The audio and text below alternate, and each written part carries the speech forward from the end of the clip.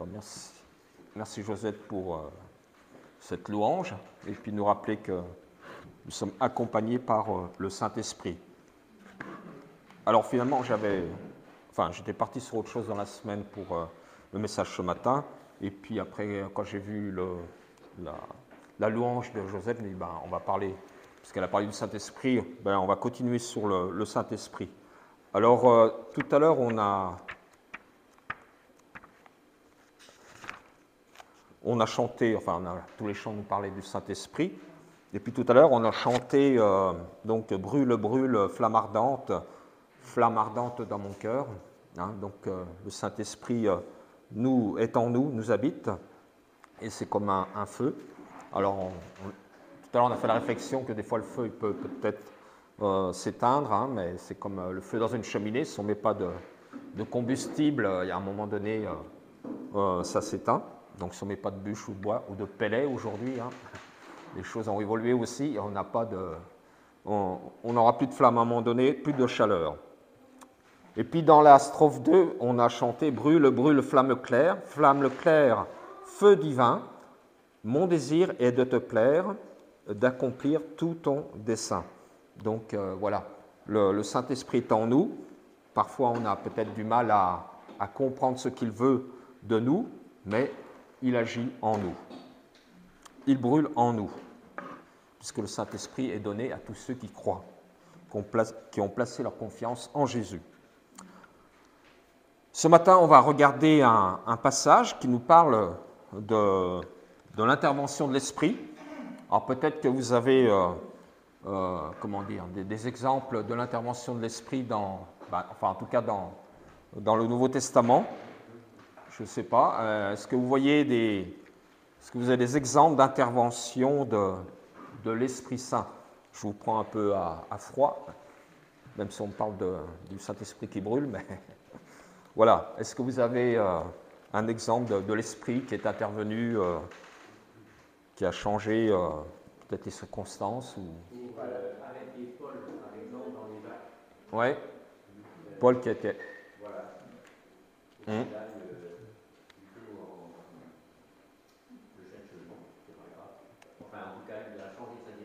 Oui, quand il était dans son ministère et que il avait prévu d'aller. Oui, et l'esprit là, voilà. Il y a certainement d'autres exemples aussi. Voilà. Donc, on va regarder ensemble dans les Actes, au chapitre 8, un exemple de l'intervention de l'esprit.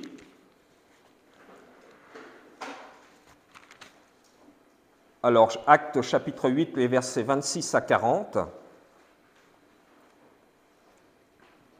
Alors si je vous dis ça, vous voyez de qui je veux parler. De l'intervention de l'Esprit Saint dans la vie de Philippe, un serviteur, un homme de Dieu, un peu comme nous. Hein. Le Saint-Esprit est intervenu, peut-être d'une manière un peu aussi... soudaine, mais on voit aussi que Philippe était prêt à servir le Seigneur aussi. Donc on va lire ce passage dans Acte 8 à partir du verset 26. Un ange du Seigneur s'adressa à Philippe en disant « Lève-toi et va en direction du sud, sur le chemin qui descend de Jérusalem à Gaza, celui qui est désert. » Donc il est envoyé dans un lieu désert. Il se leva et partit. Or, un eunuque éthiopien, haut fonctionnaire de Candace, la reine d'Éthiopie et administrateur de tous ses trésors, était venu à Jérusalem pour adorer. Il repartait, assis sur son char, et lisait le prophète Ésaïe. L'Esprit dit à Philippe, « Avance et approche-toi de ce char. » Philippe accourut et entendit l'Éthiopien lire le prophète Ésaïe. Il lui dit, « Comprends-tu ce que tu lis ? Comprends-tu ce que tu lis ?» L'homme répondit, « Comment le pourrais-je, si personne ne me l'explique ?» Et invita Philippe à monter et à s'asseoir avec lui. Le passage de l'Écriture qu'il lisait était celui-ci. Il a été conduit comme une brebis à l'abattoir et pareil à un agneau muet devant celui qui le tond. Il n'ouvre pas la bouche. Dans son humiliation, la justice lui a été refusée. Et sa génération, qui en parlera? En effet, sa vie a été supprimée de la terre. Donc j'imagine que ce haut fonctionnaire se posait la question de savoir de qui est-ce qu'on parlait, qui est-ce qui était concerné par cela. Même nous, si on lit cela sans comprendre, de qui parle-t-on? L'eunuque dit à Philippe, « Je t'en prie, à propos de qui le prophète dit-il cela? Est-ce à propos de lui-même ou de quelqu'un d'autre ?» Alors Philippe prit la parole et en partant de ce texte de l'Écriture, il lui annonça la bonne nouvelle de Jésus. Comme ils continuaient leur chemin, ils arrivèrent à un point d'eau. L'eunuque dit, « Voici de l'eau. Qu'est-ce qui empêche que je sois baptisé ?» Philippe dit, « Si tu crois de tout ton cœur, cela est possible. » Croire de tout son cœur. L'eunuque répondit, « Je crois que Jésus-Christ est le Fils de Dieu. » Quelle belle déclaration hein, de cet homme très haut placé, qui ne connaît pas les Écritures, mais qui découvre quand même Jésus au travers de ce passage d'Ésaïe. Et aussi grâce à Philippe. Il fit arrêter le char. Philippe et l'eunuque descendirent tous les deux dans l'eau, et Philippe baptisa l'eunuque. Quand ils furent sortis de l'eau, là, intervention de l'Esprit du Seigneur enleva Philippe et l'eunuque ne le vit plus. Il poursuivit sa route tout joyeux d'être baptisé, d'être enfant de Dieu.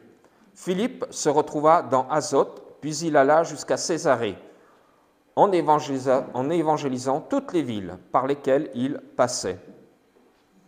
Voilà Philippe, j'allais dire quelqu'un d'ordinaire.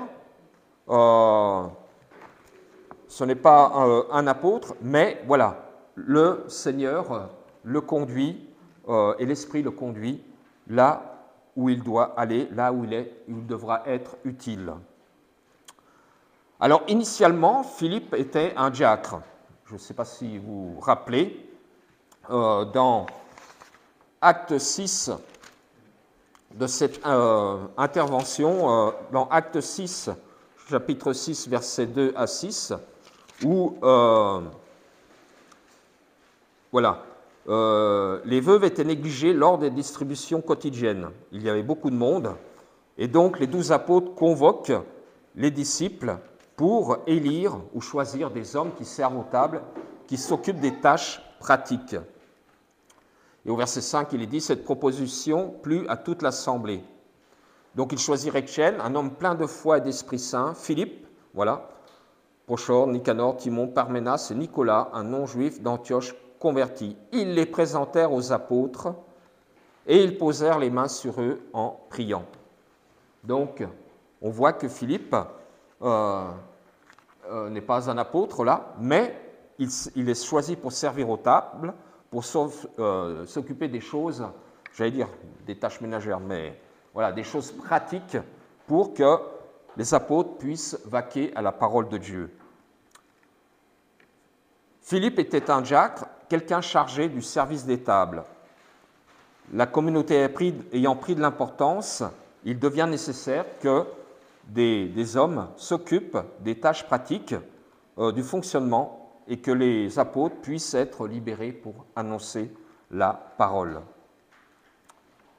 Et les apôtres ne sont pas non plus destinés à aussi servir aux tables et à rester à l'intérieur, mais à diffuser la parole de Dieu dans la ville et autour. L'annonce de l'Évangile, l'enseignement de la parole pour les apôtres et le service des tables pour les diacres. C'est la division du travail dans cette première communauté qui est mise en place. Donc on voit aussi que dans l'Église, il faut aussi un fonctionnement des personnes qui soient aussi désignées pour accomplir des tâches, si on veut que l'Église aussi avance. Mais voilà, l'Esprit a eu une intervention perturbatrice à ce moment-là dans la vie de Philippe. Philippe, qui est donc un diacre, qui a été désigné pour s'occuper de certaines tâches dans l'Église, est envoyé par l'Esprit. Alors on voit dans le verset 5, verset 2, verset 26, « Un ange du Seigneur s'adressa à Philippe en disant, « Lève-toi et va en direction du sud, sur le chemin qui descend de Jérusalem à Gaza, celui qui est désert. » L'Esprit de Dieu envoie Philippe pour annoncer la parole dans un endroit qui est désert. Il n'est pas envoyé dans une ville. Il est envoyé sur le chemin qui est désert. Et donc, il est dit, verset 27, Philippe se leva et partit. On voit qu'il n'a pas, omis d'objection ou qu'il n'a pas fait demi-tour. Hein. Il se leva et partit. Philippe est bien envoyé par l'Esprit pour prêcher, pour annoncer, pour enseigner la parole, même si son ministère, au départ, dans son ministère, ce n'est pas sa mission première. Mais chacun de nous peut être amené à parler du Seigneur.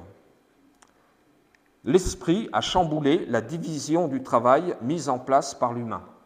Humainement, on a mis des choses en place, mais l'Esprit intervient d'une autre manière. C'est peut-être aussi une question pour nous ce matin. Comment est-ce que l'Esprit agit? Comment est-ce que l'Esprit nous guide, nous envoie? Peut-être que l'Esprit peut nous envoyer à faire quelque chose pour laquelle on n'était pas prêt, mais peut-être à laquelle on n'a pas pensé du tout. Mais l'Esprit nous équipe et nous permet aussi d'accomplir la mission ou la bonne mission de notre Dieu.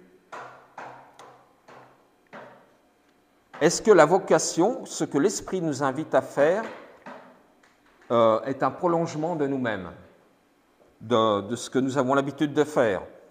Ou alors, peut-être, l'Esprit, ce que l'Esprit va nous demander de faire sera peut-être complètement opposé à ce que nous pensions. Ou peut-être, ça va nous ouvrir des perspectives nouvelles, inattendues. C'est ça l'Esprit. Philippe ne s'attendait pas à être envoyé sur ce chemin-là, qui est désert, mais pourtant il est parti, il s'est levé et il est parti. Les compétences existent parmi nous, et puis il faut se servir des compétences qu'on a parmi nous. Nous n'avons pas tous les mêmes compétences, ou vous me direz, on n'a pas tous les mêmes dons ou capacités, mais voilà. On a parlé de l'Esprit ce matin, donc l'Esprit peut parfaitement nous révéler des vocations dont nous ignorions tout. Et peut-être que l'Esprit peut nous révéler des talents aussi à faire fructifier. Si on lit attentivement ce texte, on voit l'intervention de l'Esprit, mais l'Esprit ne transforme pas Philippe en illuminé, hein, quelqu'un qui pète les plombs tout de suite et qui va faire des choses extraordinaires. Philippe ne s'autoproclame pas apôtre, il ne devient pas apôtre parce que l'Esprit l'envoie sur ce chemin. Et il ne prétend pas être ce qu'il n'est pas. Philippe est diacre, il sert le Seigneur et le Seigneur, l'Esprit du Seigneur l'envoie quelque part. Généralement, l'Esprit ne transforme pas quelqu'un en médecin ou en mécanicien. Hein, je pense que, on a des capacités, des choses qu'on a apprises, mais je ne pense pas qu'on puisse être instantanément médecin ou mécanicien d'un coup de baguette magique, alors que nous n'avons aucune compétence ou aucune connaissance. Imaginez que quelqu'un vous dise demain, l'Esprit Saint m'a dit de réparer ta voiture. Voilà. Donc, bien sûr, vous faites confiance à cette personne, peut-être que l'Esprit lui a parlé, mais quand même, s'il n'a pas de connaissance, En mécanique, bon, peut-être il faut réfléchir, hein, et peut-être que c'est un peu de la folie. Hein. Donc l'esprit, voilà, il agit, mais pas n'importe comment. Il y a des compétences aussi. Philippe n'est pas un illuminé. Mais, si on regarde encore dans notre récit, Philippe a des compétences pour annoncer l'évangile à cet homme éthiopien, cet eunuque, même si ce n'est pas son travail. Mais, voilà, l'Esprit l'a conduit, l'a envoyé sur ce chemin. Il se leva et partit. Or, un eunuque éthiopien, haut fonctionnaire de Candace, la reine d'Éthiopie, et administrateur de tous ses trésors, donc c'est comme si vous alliez voir, je ne sais pas moi, le Premier ministre, ou voilà, vous parliez de lui, avec lui, de la parole de Dieu, de Jésus, était venu à Jérusalem pour adorer. Donc on voit quand même que déjà à ce moment-là, la parole de Dieu a aussi un impact très loin. Donc j'ai lu que, cet homme a fait quand même 4000 km, parcouru 4000 km pour venir à Jérusalem. Donc si c'est ça, ça ferait 8000 allers-retours. Hein, ce n'était pas avec un jet privé, mais avec un char. Hein. Donc imaginez combien de temps il faut partir pour parcourir 4000 km, hein, plusieurs mois ou une année entière, aller-retour, je ne sais pas. Mais voilà, Dieu connaît même, les hommes qui sont haut placés.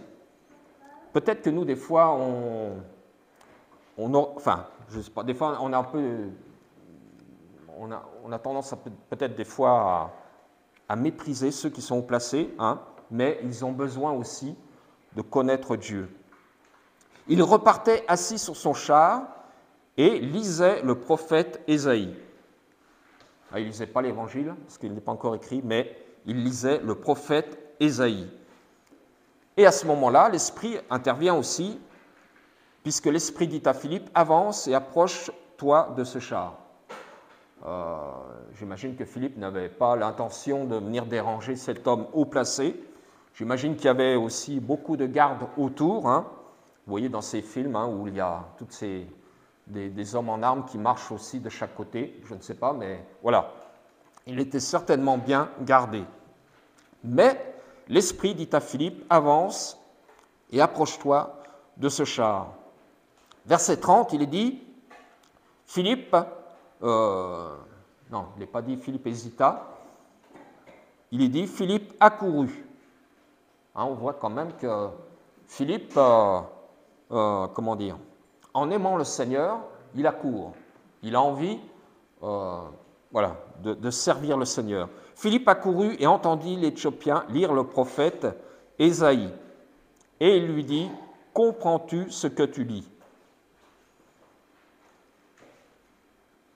L'eunuque est un haut fonctionnaire, c'est donc quelqu'un qui a une solide instruction. On ne peut pas l'embobiner avec des slogans approximatifs.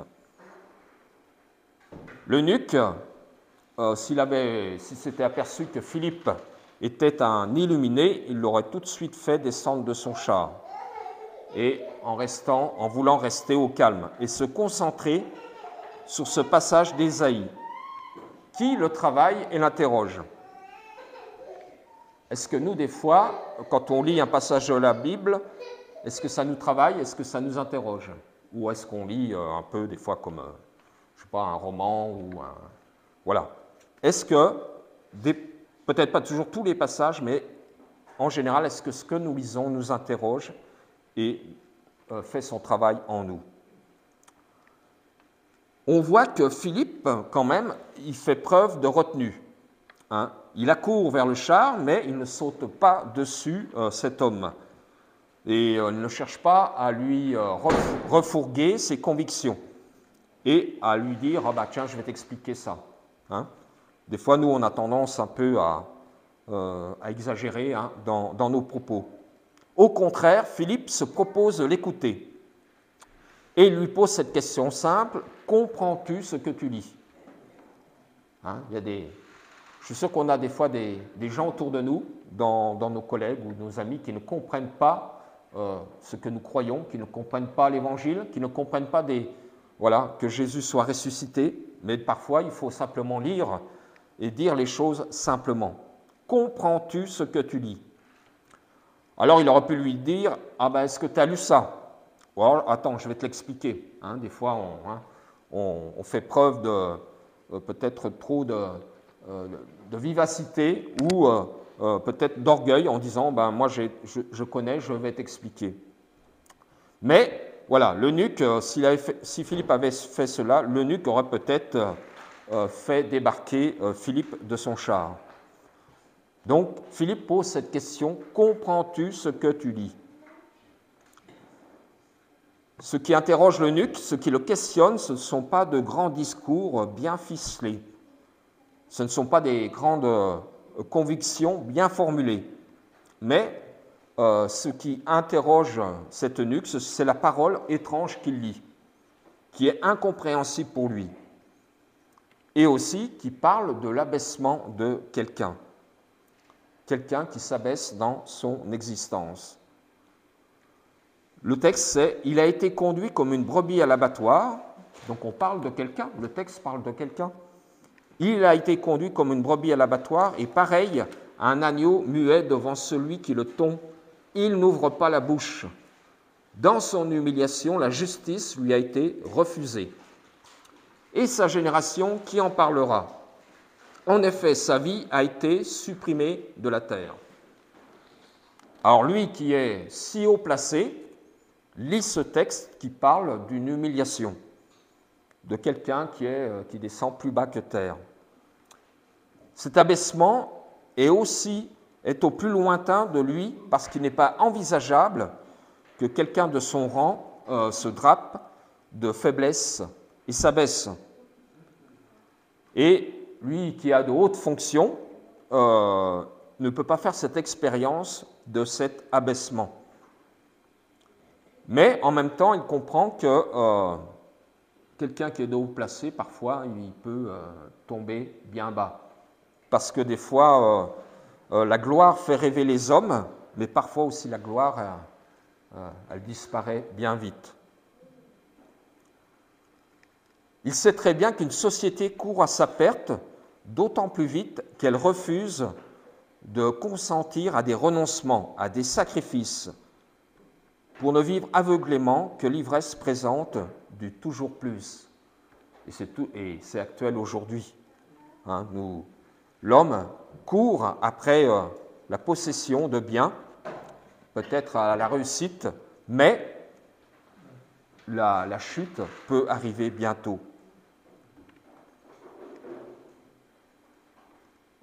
C'est pourquoi, lorsque l'eunuque demande à Philippe « Je te prie, de qui le prophète dit-il cela? De lui-même ou de quelqu'un d'autre ?» il exprime une interrogation à partir de son expérience, à partir de son existence. Il ne peut pas comprendre que quelqu'un tombe aussi bas ou quelqu'un qui soit pareil à un agneau ou une brebis conduite à l'abattoir. Cela démontre aussi que si Philippe n'est pas à sa place, il n'est pas en train de servir aux tables, mais il est capable de prêcher l'Évangile et de l'expliquer. Ce n'est pas son boulot, mais il le fait. Il n'est pas un illuminé, mais il a suffisamment de connaissances. Chacun d'entre nous a suffisamment de connaissances pour expliquer l'Évangile, pour parler de Dieu, avec ses compétences, avec ses connaissances, et aussi avec de la sensibilité. Philippe a eu aussi de la sensibilité auprès de cet eunuque pour lui parler et lui expliquer ce qu'il lisait. Il parle avec un haut fonctionnaire. Il y a une très grande différence entre deux dans la société, mais voilà, ils sont placés côte à côte. Philippe a quand même une capacité à annoncer l'Évangile. N'oublions pas qu'il a été choisi pour servir aux tables. N'oublions pas que c'était un homme fidèle Donc, et il est dit aussi que les apôtres lui avaient imposé les mains. Donc c'est quand même quelqu'un de qualifié et de quelqu'un de fiable. Il a une capacité à annoncer l'Évangile. Mais parfois, annoncer l'Évangile, c'est subtil, des fois c'est délicat auprès de quelqu'un. Par contre, si on annonce l'Évangile auprès de la foule, là, par contre, c'est différent. Parce que des fois, la foule, il y a la foule entre elles se motive et la foule est prête à croire ce qu'on lui dit. Quelqu'un de particulier, il écoute, il interroge. Philippe aussi nous montre que pour annoncer, il faut également savoir se taire. La lecture de la parole aussi est importante. C'est savoir se taire pour laisser de la place pour cet homme, pour exprimer sa demande et laisser de la place à la parole de Dieu. Laisser de la place pour les questions et puis laisser de la place pour un cheminement personnel et de la place aussi pour l'esprit. Parce que parfois on peut sortir un tas de choses, de paroles, de choses qu'on a apprises, et puis l'esprit n'a pas sa place. L'esprit a sa place dans la vie de Philippe, puisqu'il a été envoyé sur le chemin qui est désert. L'esprit agit en Philippe parce que l'esprit aussi dit à Philippe, avance et approche-toi de ce char. Et puis l'esprit lui permet de poser cette question, comprends-tu ce que tu lis? Et cet homme invite Philippe à monter. Et puis encore un petit peu plus loin, l'esprit a permis à l'eunuque de comprendre cette parole, puisque verset 36, il dit, comme ils continuaient leur chemin, ils arrivèrent à un point d'eau. Donc c'est quand même extraordinaire. Cet homme lit ce passage d'Ésaïe. Philippe monte dans le char et lui explique ce qu'il lit. Et cela lui permet de lui annoncer la bonne nouvelle de Jésus.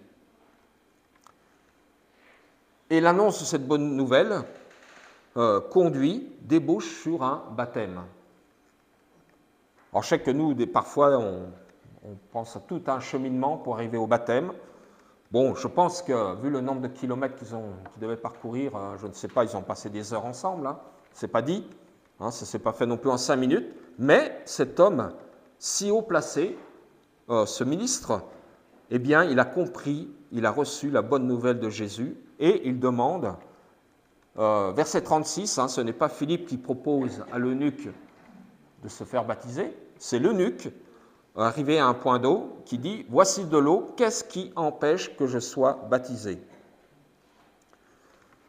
Philippe dit « Si tu crois de tout ton cœur, cela est possible. » Et l'eunuque fait cette belle réponse « Je crois que Jésus-Christ est le Fils de Dieu. » Il fit arrêter le char, Philippe et l'eunuque descendirent tous les deux dans l'eau, et Philippe baptisa l'eunuque. C'est un beau cheminement, de la foi, de quelqu'un qui est si éloigné, mais quand même qui lit la parole de Dieu, qui lit Ésaïe, et qui comprend le message, la bonne nouvelle de Jésus. Et Philippe lui a aussi parlé du baptême. Et cet homme a compris, si haut placé, qu'il doit se faire baptiser. Cet homme si haut placé doit descendre de son char. Alors je ne sais pas si c'était dans une oasis ou je ne sais pas. Cet homme n'a pas été baptisé dans une cathédrale, avec tout le faste qu'on doit à son rang, mais il a été baptisé par Philippe. Philippe qui n'est pas non plus un apôtre, qui n'est pas qui est quelqu'un de simple, qui a confiance en son Seigneur et qui baptise cet homme. Et puis au verset 39, on a encore cette nouvelle intervention de l'Esprit. Quand ils furent sortis de l'eau, l'Esprit du Seigneur enleva Philippe et l'eunuque ne le vit plus. et l'eunuque poursuivit sa route tout joyeux. Donc, est-ce que nous poursuivons notre route tout joyeux, malgré les épreuves, malgré les difficultés? Mais cet eunuque a rencontré Jésus et il est tout joyeux de continuer son chemin. Et cette intervention extraordinaire de l'Esprit du Seigneur enleva Philippe et l'eunuque ne le vit plus. Qu'est-ce qui s'est passé à ce moment-là? De quelle manière a-t-il disparu? On ne sait pas. Parfois, nous, des fois, on aime bien imaginer des choses un peu sensationnelles, mais peut-être que Philippe, en sortant de l'eau, il est tout de suite parti reprendre, j'allais dire, sa route. Moi, j'aime bien cette prédication de Philippe, cette prédication non prévue par l'organisation. C'était quelque chose de spontané, quelque chose d'inattendu. Philippe ne s'attendait pas à cette situation. Rencontrer quelqu'un de si haut placé, être invité à monter dans son char, lui expliquer ce passage d'Ésaïe, lui annoncer la bonne nouvelle de Jésus, et puis baptiser cet homme. C'est quand même incroyable. Et ça, c'est l'Esprit qui a permis tout cela. Si Philippe parle si bien à l'eunuque, c'est peut-être aussi parce qu'il a été au service des tables et pas au service des apôtres. Les apôtres ont l'habitude des discours très construits, très élaborés. Les apôtres parlent aux foules et les foules les écoutent. Mais là, c'est de 1 à 1. Et puis aussi, les foules veulent souvent s'identifier à celui qui parle, à celui qui s'adresse à eux. Philippe avait été désigné pour servir dans l'Église, servir aux tables ou peut-être à des choses aussi matérielles, je ne sais pas. Mais souvent, quand on sert à table, on ne parle pas. C'est même le contraire, parce qu'on écoute parfois aussi ce qui se dit. C'est l'occasion d'écouter des fois des conversations. Philippe écoute ce qu'on lui commande. On lui a certainement demandé de faire des tâches dans l'Église, et il les a faites. Il écoute ce qui se dit, et parfois aussi, il peut essuyer de la mauvaise humeur ou l'empressement. Des fois, quand on sert, c'est pas toujours agréable, mais voilà, on sert. Mais voilà, en ayant fait tout cela, eh bien, il était qualifié. Le Seigneur s'est servi de lui pour l'envoyer auprès de cet homme si haut placé.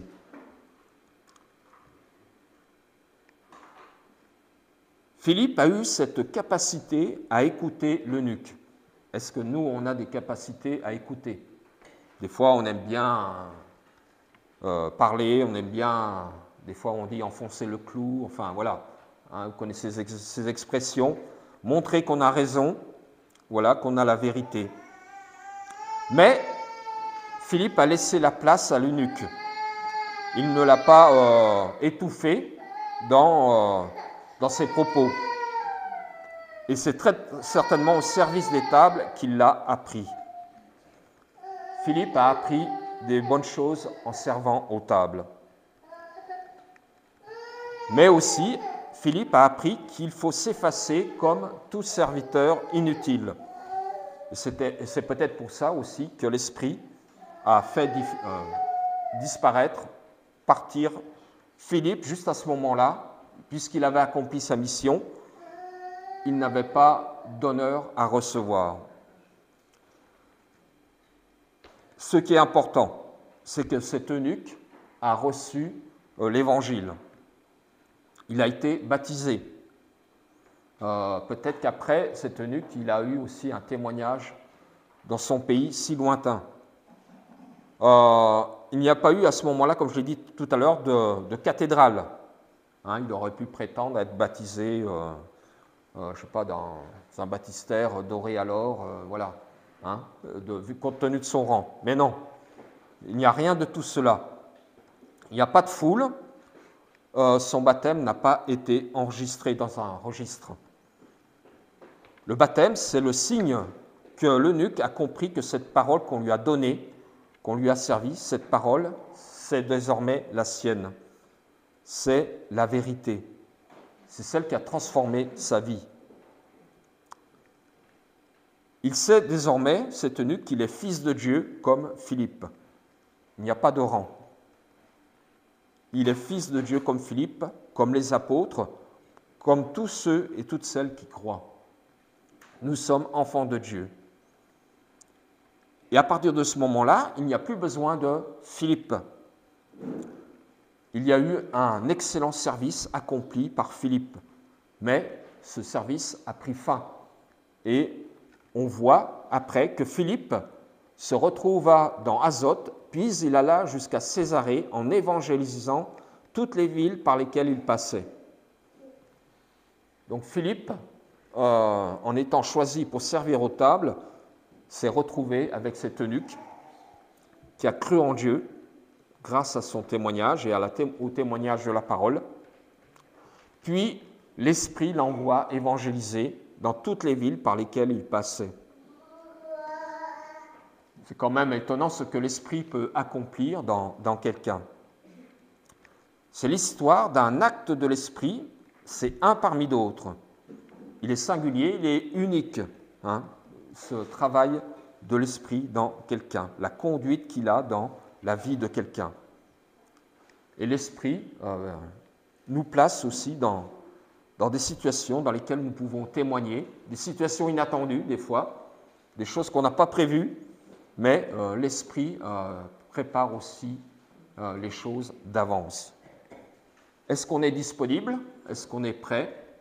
Est-ce qu'on est un petit peu formé? Est-ce qu'on est un petit peu, dans la lecture de la parole pour être prêt à témoigner aussi, un minimum de connaissance de l'Évangile et de savoir parler simplement à quelqu'un.